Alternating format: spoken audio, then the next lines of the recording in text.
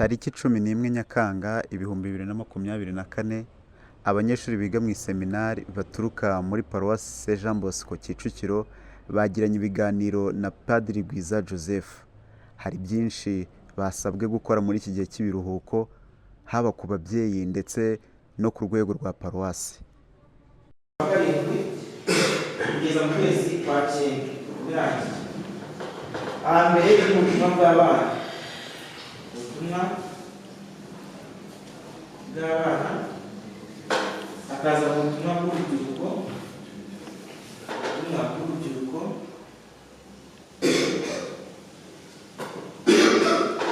ndetse no mu makorali, naho ngaho. None mu bana icya mbere dufitemo patronage tuzatangira ku itariki 17 tuzajya dufite formation y'abanimateri ba patronage ku 17 z'ukwezi kwa karindwi, harimo formation y'abanimateri. Noneho ku mwanya wa gatatu dutangiye patronage. Ndagira ngo mwebwe rero muzabe abanimateri ba patronage, sibyo abaseminari?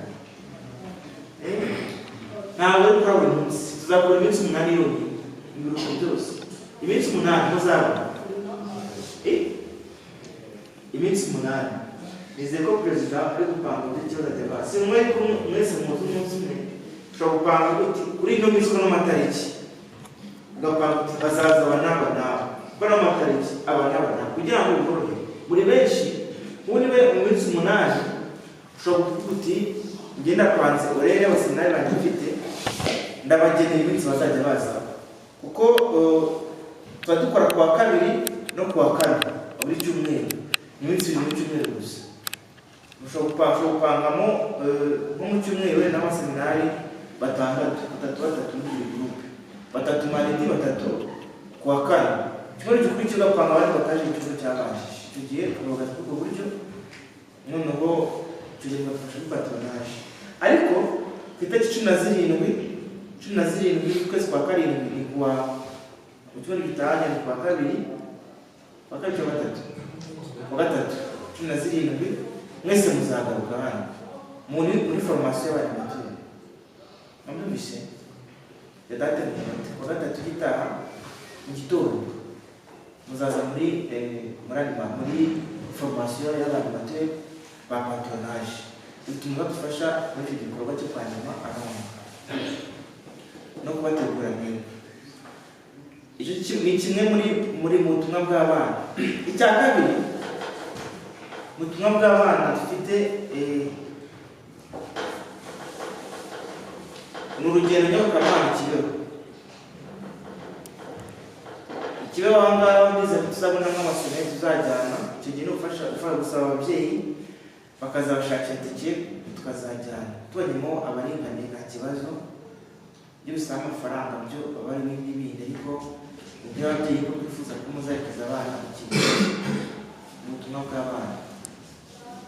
bw'abana patronage bw'abanimateri ni iminsi 8 muri vacances yose. Ubwo chef du groupe azadufasha kuorganiza kugira ngo tegure badaze kudufasha, noneho no gutegura urugendo rwa Kibeho. Ubutumwa bw'abana. Ikindi mu butumwa bw'abana cya gatatu ushaka muzafashamo ni muri Sunday school. Mwese nk'abaseminari muza mu misa ku cyumweru, ntabwo wasaba gusa mu seminari, bishoboka. Ndashoboka gusa mu seminari. Ndabasaba ko muza mu misa ya mbere buri gihe, biragoye. Misa ya mbere saa 8 mu cyumweru, mukaza mugafatanya inshuti z'abana n'ababikira muri Sunday school. Sunday school iyo bari gutangira misa bari gufatikana bose mu Kicukiro, byarafatitse ni byiza. Iyo bisoza gutangira tumaze kuvuga isengesho rya collecte iriya yadusabe ibanziza amasomo, abana bose barasohoka bakajya mu mashuri gufashwa kumva ijambo ry'Imana ku buryo bwabo.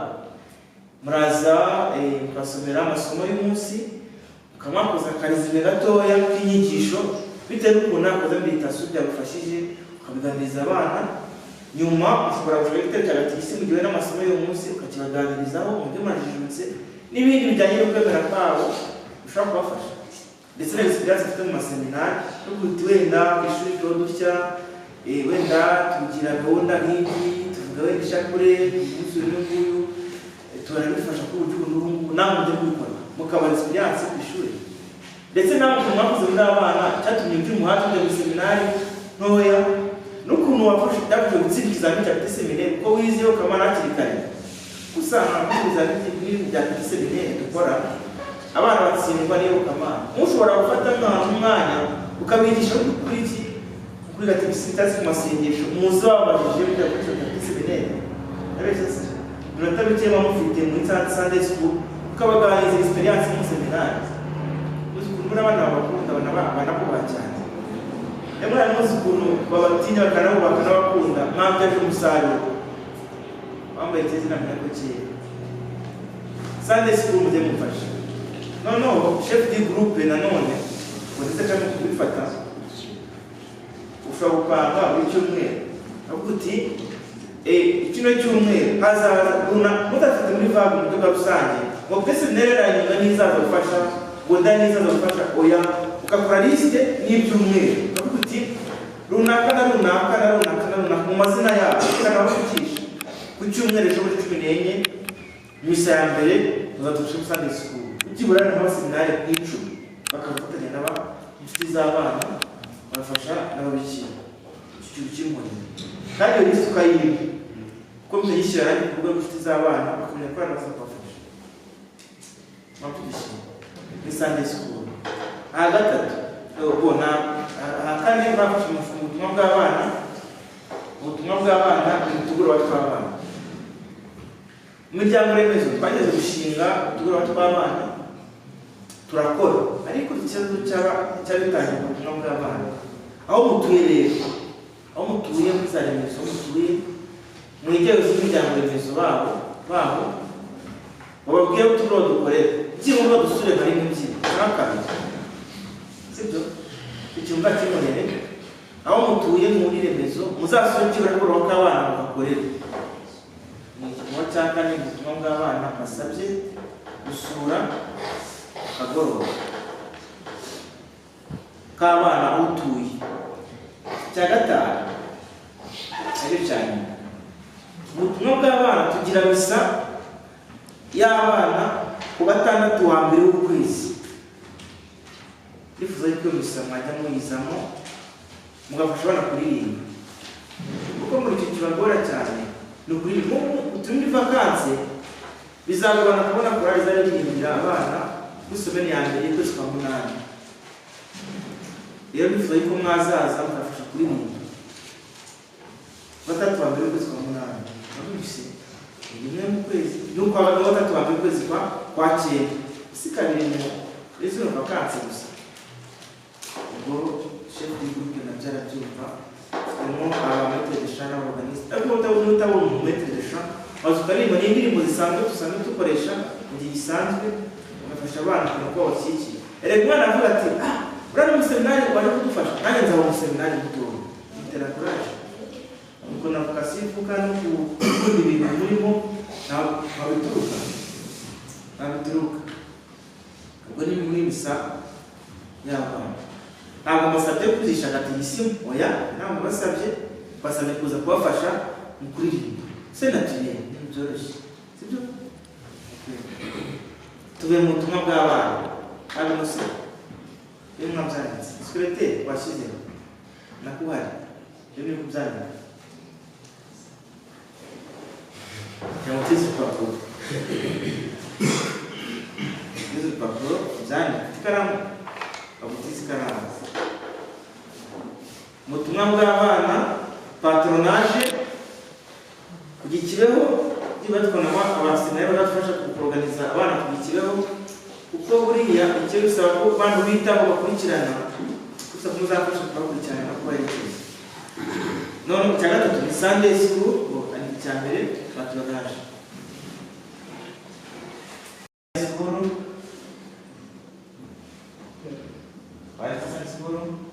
cya gatatu cya kane gusura utugura tw'abana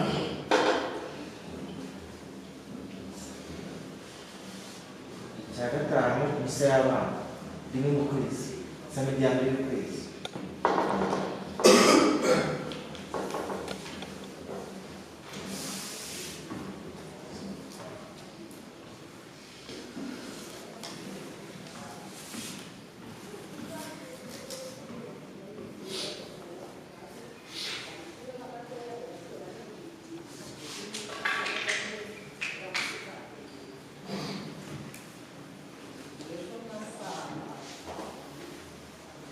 Icya kabiri ni ubutumwa bw'urubyiruko. Ubwo yifatiye mbere y'ubutumwa bw'abana, none tugiye mu butumwa bw'urubyiruko. Muri icyaracu cy'urubyiruko, urubyiruko mbese na vakansi turimo nawe mwajemo dufite ibikorwa bikurikira. Kuba cyambere n'uko dufite ni forumu nasiyonari izaba guhera ku 21 z'ukwezi kwa munani kujya ku 25 z'ukwezi kwa munani mu Ruhengeri. Forumu nasiyonari izako tukazaba no kurama seminari nka wenda batanu tukazajyana muzima. Rero icyo bisaba ntabwo byoroshye ariko birakunda. Dukeneye byibura 2020 umuntu umwe, harimo amafaranga y'umupira wa forumu, harimo tiki, harimo n'amafaranga yo gutunga muri forumu. Byaba bijyanye n'uburyo n'abaseminari muri forumu, icyo mwagitekereza mukareba iyo modalite pratique zikeneye kugira ngo ntaboneke kujyayo mukangaza mu bikorwa, sibyo? Kuganira bo tukareba uko tubabigenza byakora muri representa bagaragara abaseminari muri forumu, sibyo? Mugari muri komite urende modalite twaganiraho natwe tukatuganiza. Icya kabiri ni mercredi de jeune. Mercredi de jeune buri wa gatatu saa 11:30 tugira mercredi de jeune hano. Mwese rero bifuza ko mwajya mwizamo. Nimugoroba twari dukoze turetse 10. Ninde wayishimo? Ese nawe yishimo. Bya mercredi de jeune hano tukaba dufitemo ku cyumweru cya mbere cy'ukwezi. Ku wa gatatu tugira misa y'urubyiruko. Ndashaka kumwagamiza kwiririmba. Mercredi ya mbere yonyine y'ukwezi mukaza kuririmba misa. Noneho mercredi zisigaye mukaza muri mercredi de jeune dukuramo ruwanje n'uganira kuri teme twahisemo. Ndashaka ko muri ino minsi igiye kuza imbere uretse mercredi itaha muzamwaje muri formation ya patronage byo ntabwo nabapanye n'ibindi bintu bindi muzakora iyo formation y'aba coordinateur ya patronage, ariko mercredi izakurikira dutegura ikiganiro mu majene, sibyo? Vraiment ubuti twateguye umuseminari mazaza mercredi de jeune abaganiza kuri teme runaka. Rega muri abahanga mufite n'umenye buhanitse cyane badafite n'abajene badafite.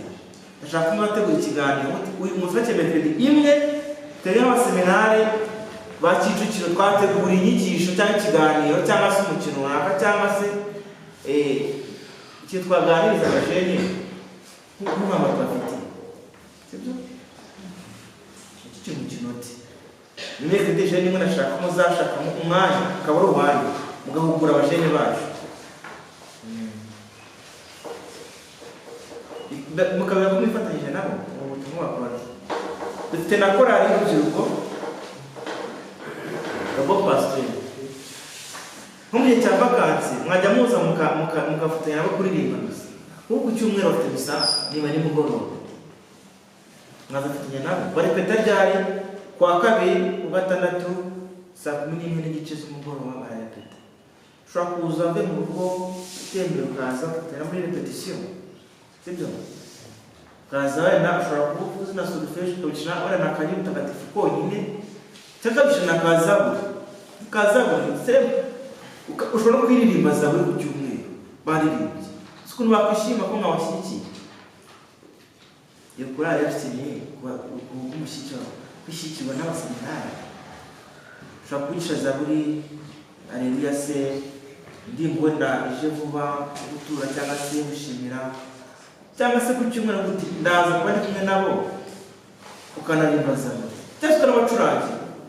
Umunsi umwe nigeze kubacurangira mu misa ya Pasika, barishimye. Nigeze kubacurangira mu misa ya Pasika, byari byiza, babyateye motivasiyo. Uri kubyumva?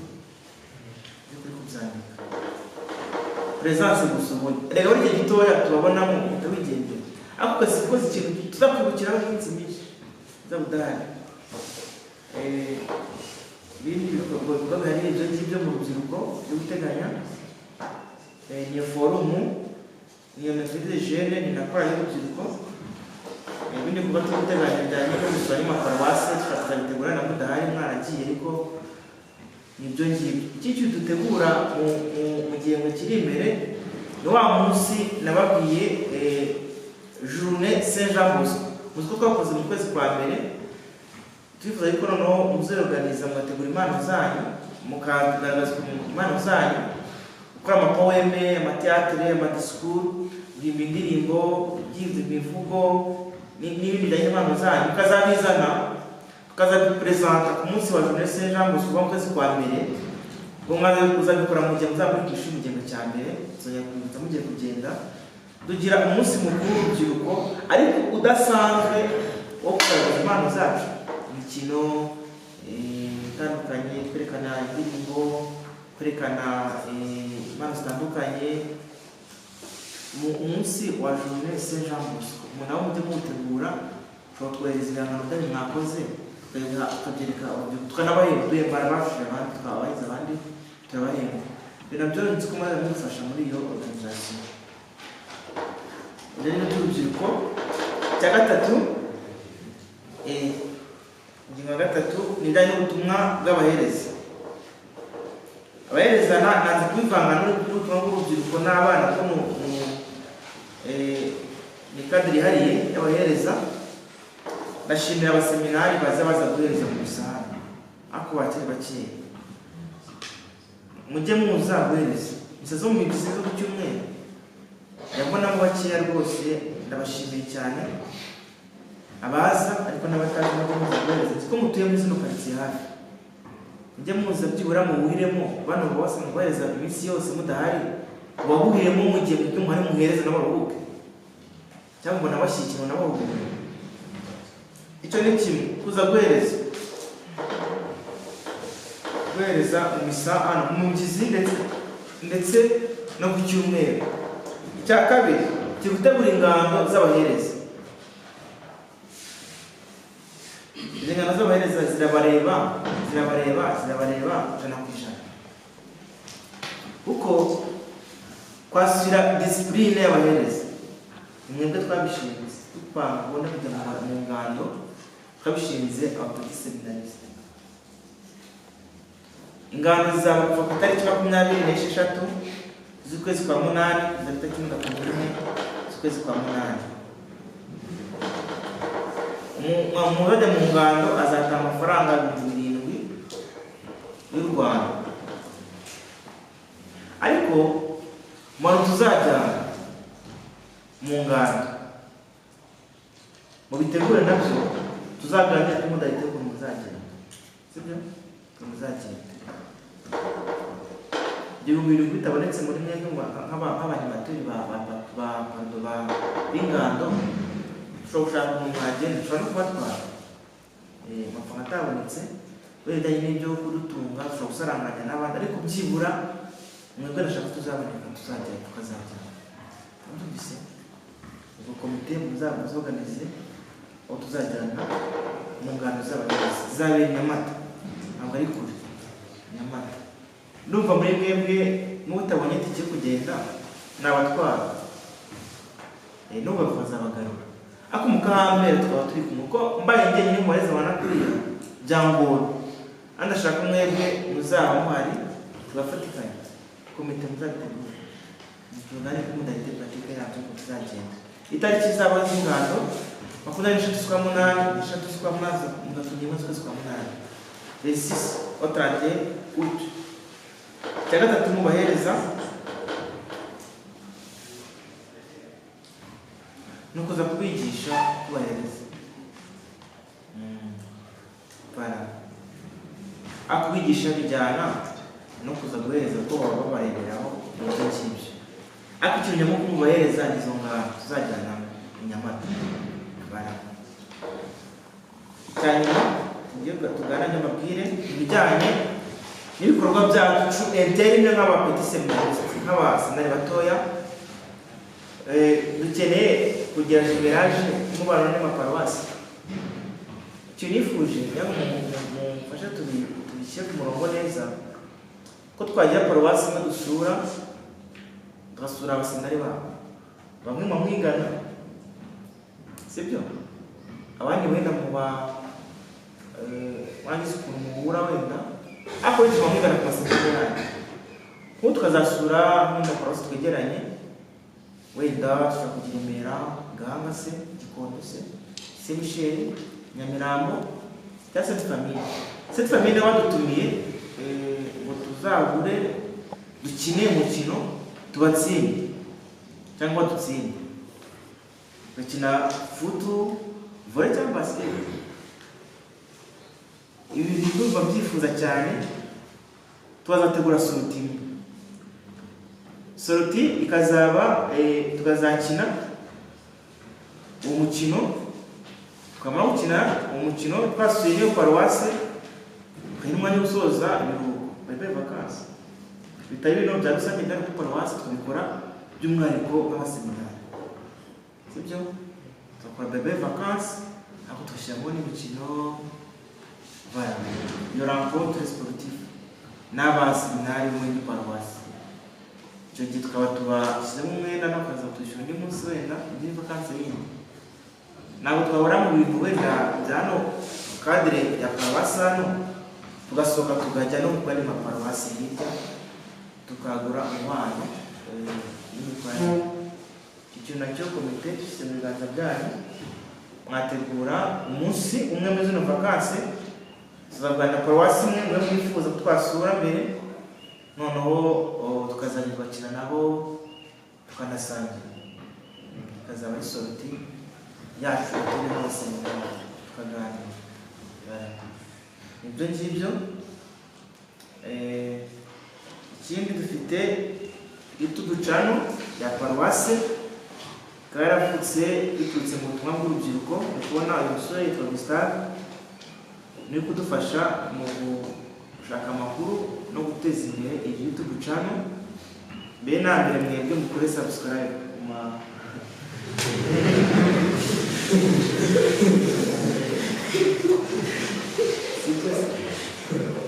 mukore subscribe, mukore na share, mukore na like.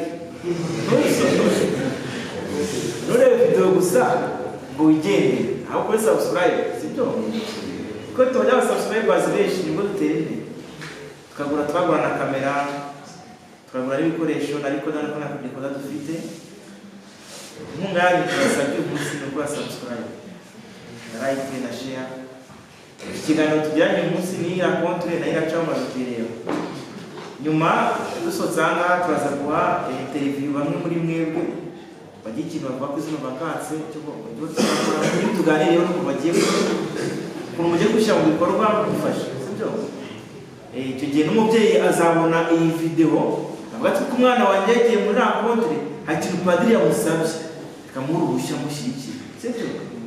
Kuko agiye mugenda twaganira ibintu ntabashyigikira, ariko ni fire dino video umwana yavuze bityo n'umushi no nama twagiranye n'ibyo nabasabye abati ko kwari birakenewe reka nze muruhushya nka patronage tuzajya dushyiraho video za patronage abona yuko muri vacances ikintu wakoze.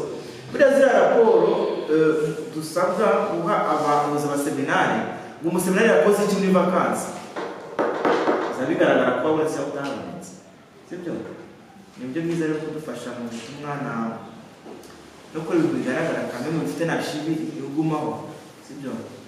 Rero bagira ngo umwanya kanze kudakema mwifuza namwe twakora muri zino vacances kugira ngo dushyire muri porogaramu y'ibiruhuko. Umwanya ni wanyu, ibyifuzo ndetse n'inyunganizi kuri mbabwira.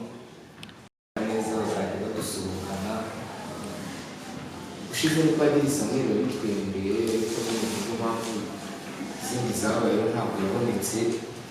Yari atubwiye ati nitwitwara neza muri vakansi nyine tugakora neza ibikorwa nyine abaseminari bagomba gukora nyine tukabafasha bazagira umwanya natwe gusohokana. Icyo gikorwa twashaka kubasaba nyine ko natwe abantu tuzabafasha cyane, twagira n'ukuntu natwe twasohokana tukajyana ahantu wenda natwe tuzabiganiraho nk'abaseminari ba Kicukiro gusa nta bandi bantu kutuvangira.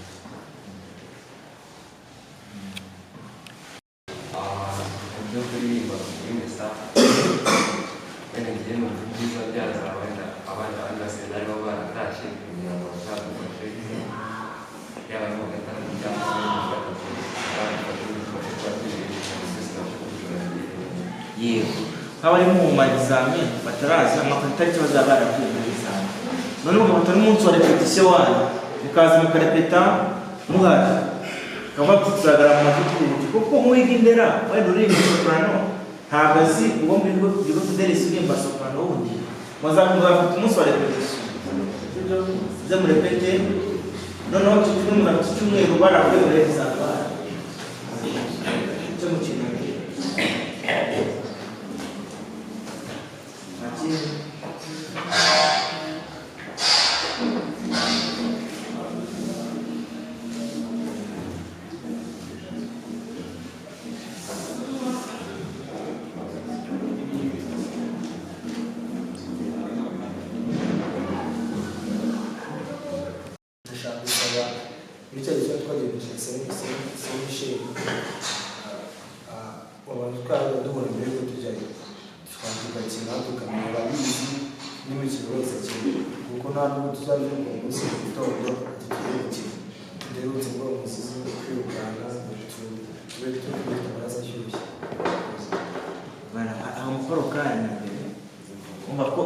navuze ni ngombwa cyane twogera na konte Spotify tukaza mantreno gutegura match yamategura umunsi wa tenoma abimenya kandi umunsi twaza kuza gukina ikigo bakiribera aje umuntu kuba arimo hariya gukina imipira yose padara gukina nka football bakina ku Saint Joseph bafite ikibuga bitiza basket dufite imipira ndayifite zamaye Ministeri ya Siporo yamaye imipira dufite na ya volley ya basket bafite uyu munsi turaza gukora atenoma abaribera n'icyo hakiribera tukaza bakina nabi ikintu muzaka mu munsi wa mbere mu mahoro ngombwa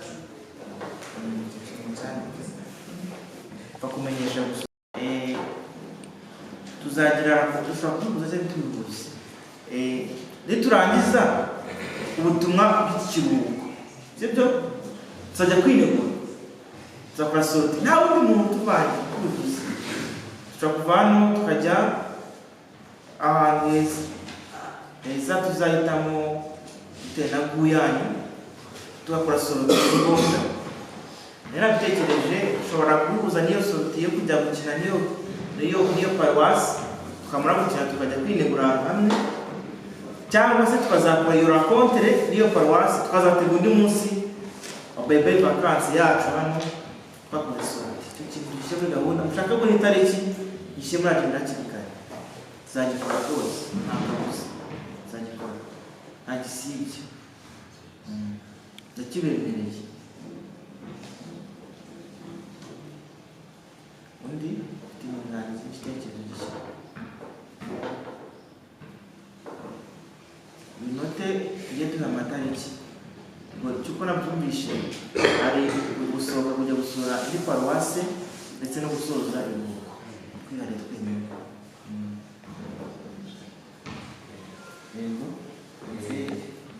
wenda ngo twabonye ko dufite amategeko menshi nubwo vakansi tujye tubona ko duhura byoroshye, wenda bashyirwaho n'urubuga tuzajya duhuriraho kugira ngo tube tubashaka kumvikana byoroshye. Ese mufite WhatsApp? Iki kibazo nagisubiza ku rubuga rurahari, ariko abantu benshi nabahari link kugira ngo bajyemo, abenshi ntabwo barajyamo. Abantu bose batanze nimero igihembwe gishize buri wese nagiye mwohereza link gahunda barajyamo. Rero muri ni group ubwo niba utarabona link nyine yagera bakambwira ukaza kubimwohereza. nimero ya telefone abashyira ku group. This is mushaka muzashyiraho cyangwa se serivisi zijya kumenya kundi buryo muzahitamo icyo gukora.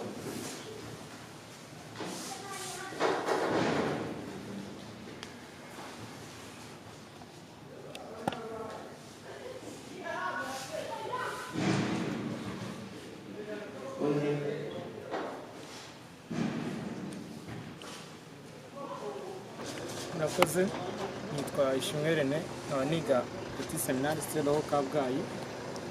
Kuri uyu munsi abaseminari ba Kicukiro, Paruwasi Saint Jean Bosco Kicukiro, tukaba twakoze inama hamwe na padiri wacu, aho twaganiriye ku ngingo eshatu zizadufasha muri iyi vakanse, aho twabonyemo ubutumwa bw'abana, ubutumwa bw'urubyiruko ndetse no mu bindi bikorwa bya paruwasi harimo guhereza.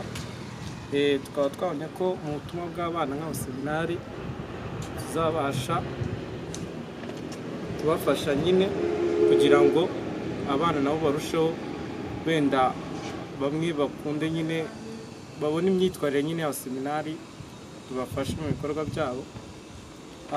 Mu butumwa bw'urubyiruko muri iyi vakanse tukaba twabonye ko tuzafasha urubyiruko mu bikorwa bitandukanye, muri korali n'izindi formation nyine zitandukanye, aho muri iyi vakanse twabonye ko tuzabasha gukora ibikorwa bitandukanye muri paruwase, aho twabonye ko tugomba gufasha ababyeyi, noneho ku bijyanye na kiliziya tukabafasha mu bikorwa bya paruwase, guhereza